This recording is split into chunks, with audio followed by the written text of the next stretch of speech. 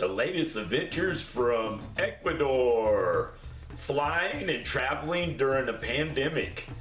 Well, I hope you're going to enjoy this video, and if you're a first timer, do hit the subscribe and click the bell for notifications. To clear customs, you have to fill out a form detailing where you're going to stay for the first 21 days in Ecuador. Make sure it's the correct PCR type test and that it's negative or not detected. Once you have this stamped, then you can take it with your passport through customs. Customs seemed much quicker than in the past. When I got to customs, they just asked me what purpose my trip was, and then asked me what the duration of my visit was expected. I told them at least 90 days, stamped my passport, and sent me on my way. No need of proof for onward travel or anything else. So that's a pro tip there, depending on how you're traveling.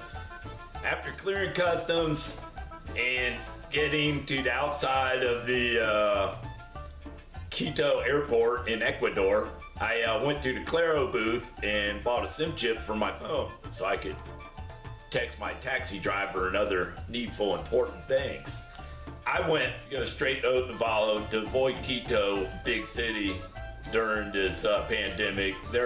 I understand from watching some local news, even while I was in the States, that some of the French communities on the outlying poorer sections of Quito seem to still have some minor outbreaks of COVID. So I opted to skip the big city, and well, the air there is kind of polluted, which is tough on some hill people like me, like fresh air. So I went to Otavalo, much smaller town, still a lot bigger than where I am currently, but the air is very fresh and clean there. It's a little bit lower altitude than Quito, so it's a little easier to adjust to the change in elevation. It's pretty easy, live pretty cheap. I got a favorite hostel I go to there, and it cost me $50 and a little bit of change for 4 nights. That's working out, you're talking about $13 a night. It's a nice room, includes a private bath, great hot water, I might add. Be careful, it's really hot if you're not careful. There's a shared kitchen at the hostel, the Flying Donkey, one of my favorite stays, and they have a nice roof terrace, which you might see in one of these B-roll videos probably playing right about now.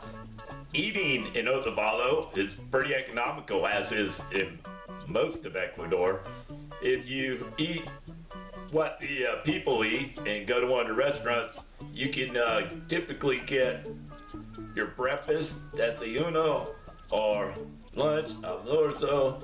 You can get it for about $2.50. That includes a drink, maybe 2. Like usually breakfast, you'll get juice and coffee or tea. I usually go with tea lately. You get an egg, maybe 2, it depends, and some bread, some cheese, some jelly or jam. It's pretty filling meal. It's rather tasty. I like it. And you can just look at the menus. They're posted at doorways to these places. Typical cost, from what I've observed, is $2.50. Supper might cost you a bit more. You might be talking neighborhood of $6, and that would include everything. Now, if you're going to the touristy place, expect to pay prices close to what you would pay in Myrtle Beach, Gatlinburg, Destin, Florida, or something like that. There's a lot of variant in between, though. If you go somewhere and there's no English on the menu, in my opinion, that's a good sign. You probably won't be paying a lot. If they went through the trouble of putting English on the menu or on the business name, you're probably going to be paying a bit more. So it's up to you and what you're looking for. Of course, the cheapest answer is to go to the supermercado, do your own shopping. It's a whole lot better deal. You eat really good. I mean, hey, zucchini costs 38 cents, and it's probably got 5 or 6 meals in it. Been doing some shopping. I'm gonna apologize. I've eaten quite a bit of the produce, but I have a few items, and I've gotten a few friends to ask questions about what it was like shopping here and such. So here's my first example of a nice red onion, sweet onion, very tasty, I might add, and it only costs This one was 12 cents. Or sweet onion. See, it's a little flat. Very tasty. I would say it's better than Vidalia onion personally. This one was only 29 cents. It weighs quite a bit more than the little red one I just showed you. This is really tasty. I eat these onions with just about every meal, especially breakfast. And zucchini, I love squash. I apologize, I've been nibbling on this one. It's huge. I mean, look how big it is. But as you can see, it's not full of seeds like one in the States this size might be expected to be seedy. I've eaten most of this one. This sucker weighed a pound when I bought it. It was quite a bit longer. At any rate, it only cost 38 cents. And I've been eating it on a few days. I would say I got 2 more meals in this zucchini still. Then we come to peppers. I love peppers. They're really expensive in the States. Check out these nice, yummy green peppers. These things are great. And they were only 22 cents. For the 2 of them, it's just 22 cents. So, think about it. That's pretty cheap, ain't it? Yellow peppers, red peppers are a little more pricey than the green peppers. This yellow pepper, Amelia, well, whatever. At any rate, excuse my bad pronunciation this morning. This one was 33 cents. I also had a big red pepper, but I ate it, so I can't show that one to you. Maybe I'll take you along through a visit of the local supermercado and Mercado Central, where you get most of your fresh veggies, where there's awesome produce. You can even get seafood if you're looking for something different. In the Mercado, not the supermercado, I also went over to find some chilies. You can't get good chilies in the supermercado. I don't know why, it's just the way it is. But you go over and get these. I got a dozen, maybe 20 of these, and a big old handful of garlic cloves for a total of 50 cents. Can't beat that. And of course, no trip to the grocery store for self-respecting river guide would go without checking out the local beer prices. And I like really good beer. They call it artisanal here. It's like basically craft beer. This is a Roja. It's a red beer. It's pretty tasty. It's almost like a pale ale, but probably a little maltier, not quite as bitter. It's really tasty. I like it. And then the Negro. This is a really malty beer, and it's very tasty. These local artisanal beers in Ecuador. These are both, they're like $1.75 each, so not bad.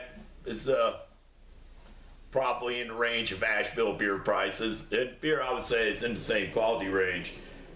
Now, vino. Not everybody likes beer. Some of us like both.